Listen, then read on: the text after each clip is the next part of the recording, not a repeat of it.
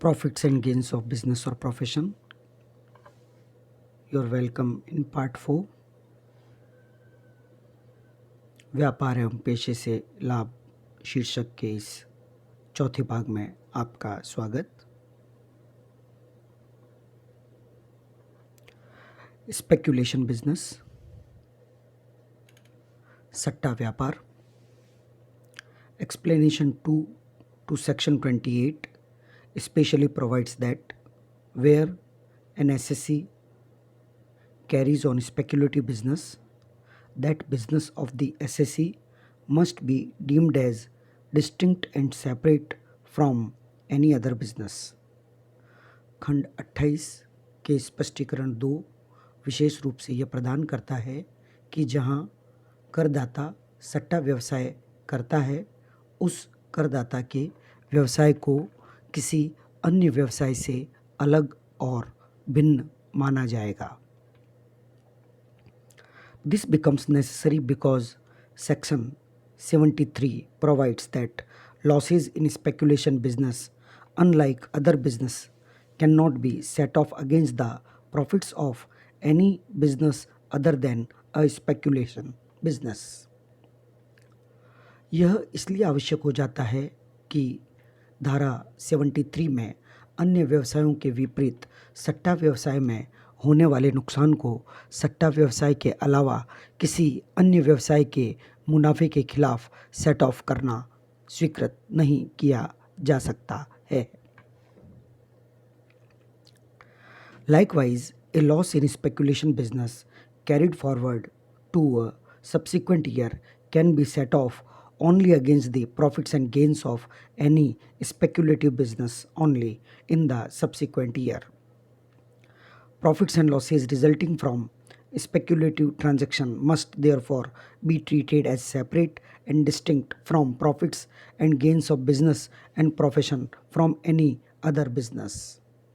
इसी तरह आगामी वर्ष में किए गए सट्टा व्यवसाय में होने वाले नुकसान को अगले वर्ष में किसी भी सट्टा व्यवसाय के लाभ और हानि के खिलाफ ही सेट ऑफ किया जा सकता है। सट्टा लेन देन से होने वाले लाभ और हानि को व्यापार और पेशे के अन्य मुनाफे और लाभ से अलग और भिन्न माना जाएगा।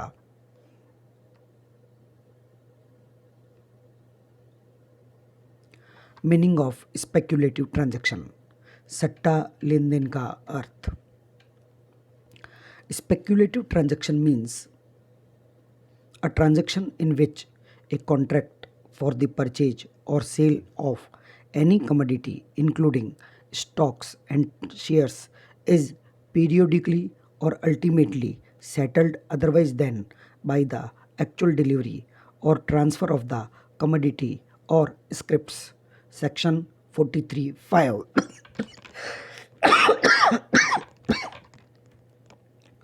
सट्टा लेन देन का अर्थ है वह लेन देन जिसमें स्टॉक और शेयरों सहित किसी भी वस्तु की खरीद या बिक्री का अनुबंध होता है, समय समय पर या अंततः वस्तु या शेयरों के वास्तविक वितरण या हस्तांतरण की तुलना में अन्यथा चुकता किया जाता है, अर्थात वास्तव में किसी भी वस्तु का कोई हस्तांतरण नहीं होता।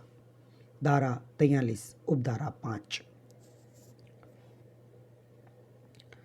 Where any part of the business of a company consists in the purchase and sale of the shares of other companies, such a company shall be deemed to be carrying on speculation business to the extent to which the business consists of the purchase and sale of such shares। किसी भी company के व्यवसाय के किसी भी हिस्से में अन्य कंपनियों के शेयरों की खरीद और बिक्री होती है, ऐसी कंपनी को सट्टा व्यवसाय को उस सीमा तक ले जाने को समझा जाएगा जहां तक व्यापार में ऐसे शेयरों की खरीद और बिक्री होती है।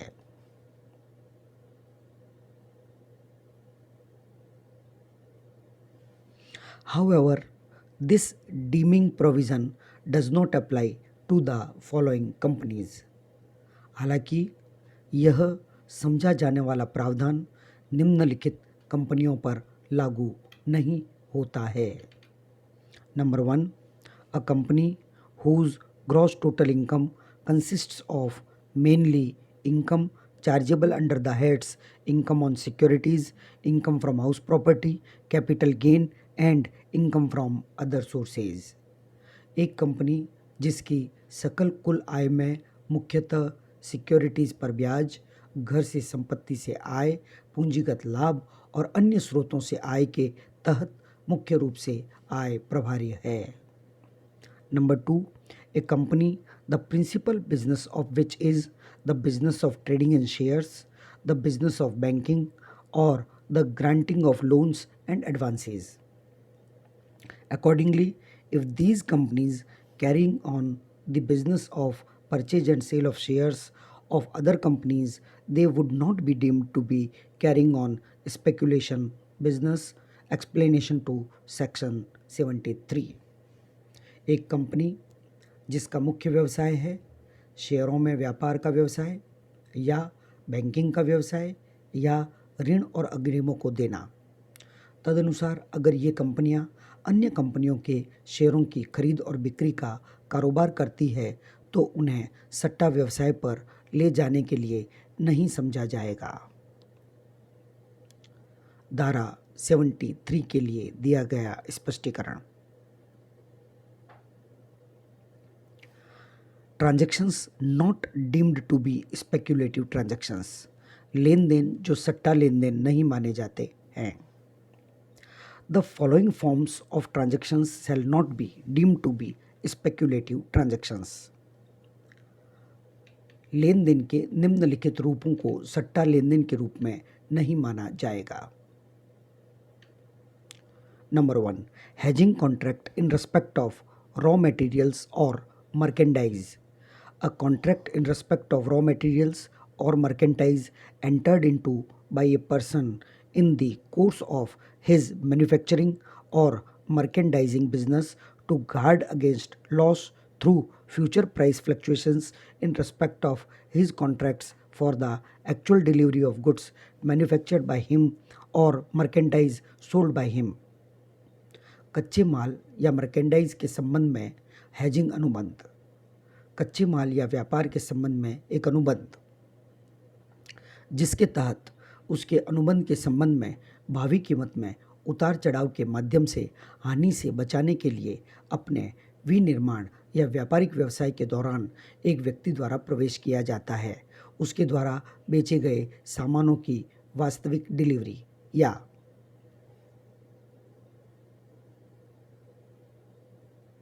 Number 2, hedging contract in respect of stocks and shares। A contract in respect of stocks and shares entered into by a dealer or investor wherein to guard against loss in his holding of stocks and shares through price fluctuation। और शेयरों और share के संबंध में hedging contract, शेयरों और share के संबंध में एक अनुबंध जिसमें डीलर या निवेशक द्वारा प्रवेश किया जाता है, जिसमें शेयरों की अपनी होल्डिंग्स और शेयरों में उतार चढ़ाव के द्वारा शेयरों की हानि से बचाने के लिए यह अनुबंध किया जाता है या। Number 3, forward contract. A contract entered into bye A member of A forward market or stock exchange in the course of any transaction in the nature of jobbing or arbitrage to guard against any loss which may arise in the ordinary course of his business as a member। Forward contract forward market या stock exchange के किसी सदस्य द्वारा किसी भी हानि से बचाने के लिए जॉबिंग या आर्बिट्रेज की प्रकृति में किसी भी सौदे के दौरान प्रवेश किया जाता है जो उसके व्यवसाय के सामान्य अवधि में उत्पन्न हो सकता है या। Trading in derivatives an eligible transaction carrying out in respect of trading in derivatives in a recognised stock exchange. इसमें व्यापार के संबंध में एक योग्य लेन देन किया गया है। डेरिवेटिव्स जिसको छाया ट्रेडिंग कहते हैं, यदि यह व्यवहार किसी मान्यता प्राप्त स्टॉक एक्सचेंज में किया जाए। मीनिंग ऑफ सर्टेन टर्म्स, कुछ शब्दों के अर्थ। एलिजिबल ट्रांजैक्शन, योग्य लेन देन। एनी ट्रांजैक्शन, कोई भी लेन देन। ए, कैरिड आउट इलेक्ट्रॉनिकली और screen based systems through a stock broker or sub-broker or such other intermediary registered under Section 12 of the Securities and Exchange Board of India Act 1992 in accordance with the provisions of the Securities Contracts Regulation Act 1956 or the Securities and Exchange Board of India Act 1992 or the Depositories Act 1996 and the rules, regulations or bylaws made or directions issued under those acts or by banks or mutual funds on a recognized stock exchange and which is supposed by a time stamped contract note issued by such stockbroker or sub-broker or such other intermediary to every client, indicating in the contract note the unique client identity number allotted under any act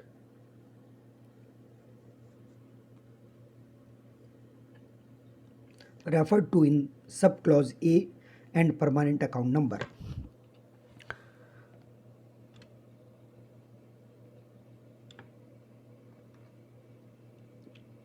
A, securities contract विनिमय के प्रावधानों के अनुसार securities and exchange board of India act 1991 की धारा 12 के तहत stock broker या उपदलाल या ऐसे अन्य मध्यस्थ के माध्यम से स्क्रीन आधारित सिस्टम पर इलेक्ट्रॉनिक रूप से किया जाता है।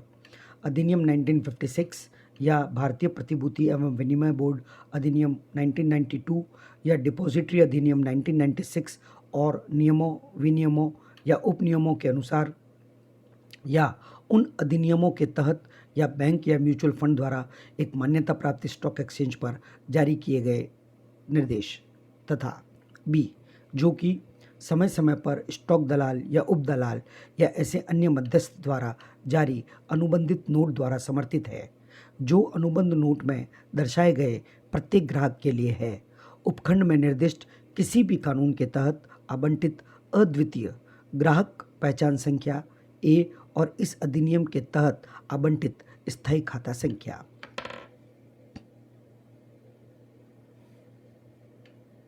Number 5. Trading in commodity derivatives. An eligible transaction in respect of trading in commodity derivatives carried out in a recognized association which is chargeable to commodity transaction tax under Chapter 7 of the Finance Act 2013. किसी मान्यता प्राप्त संघ में किए गए commodity derivatives में व्यापार के संबंध में एक योग्य लेन देन जो वित्त अधिनियम 2013 के अध्याय 7 के तहत कमोडिटी लेन देन कर के लिए लागू है। However, the requirement of chargeability of commodities transaction tax is not applicable in respect of trading in agricultural commodity derivatives from assessment year 2019-20। हालांकि माल लेन देन कर की आदेयता की ज़रूरत खेती माल अमौलिक के व्यापार के लिए असेसमेंट ईयर 2019-20 से लागू नहीं है।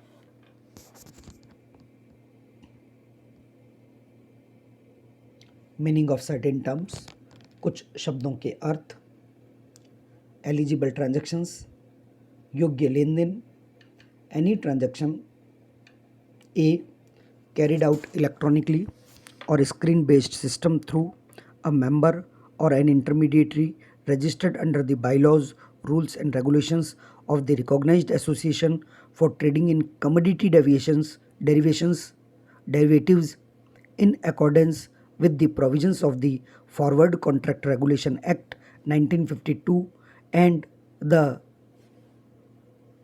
rules, regulations or bylaws made or directions issued under that act on a recognized association and forward contract विनियम अधिनियम के प्रावधानों के अनुसार कमोडिटी डेरिवेटिव्स में व्यापार के लिए मान्यता प्राप्त एसोसिएशन के उपकानून, नियमों और विनियमों के तहत पंजीकृत किसी सदस्य या मध्यस्थ के माध्यम से स्क्रीन आधारित सिस्टम पर इलेक्ट्रॉनिक रूप से किया जाता है। 1952 और नियम, विनियमों या उपनियमों या निर्देश जो कि एक मान्यता प्राप्त संघाधिकार पर जारी किए गए हैं, तथा बी